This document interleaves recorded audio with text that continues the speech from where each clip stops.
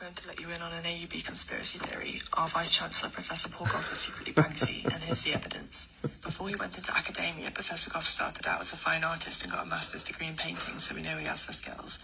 Like Banksy, Professor Gough is a jet setter and exhibited and spoken on panels all over the UK, in Europe, Canada, Hong Kong, New Zealand and more, so he definitely would have had the air miles to pop over to the likes of Utah, Paris, New York, Palestine and New Orleans. All of those. He also just happens to be a Banksy expert. He's Maybe. written books about him and newspapers always ask him for comment whenever a new Banksy piece pops up somewhere. Yeah, that's true. Alongside writing books about Banksy, Professor Gough's other favourite topic is war and peace, and even got his PhD in First World War art. And who else is obsessed with war and peace?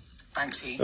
We all know that Banksy's quite grew out of the Bristol underground scene, and Professor Gough was the Deputy Vice-Chancellor of the University of the West of England in Bristol for 6 years, so he's got an emotional connection to the city and regularly goes back. Banksy was a very busy artist during the noughties and into the early 2010s, but things began to quieten down between 2014 and the pandemic, with just Disneyland being opened in 2015 and a handful of street art pieces being found all over the world in the following years. Is it just a coincidence that Professor Gough got a job as a Vice President of RMIT University in Melbourne and moved to Australia from 2014 to Absolutely a 2019? coincidence. I don't think so.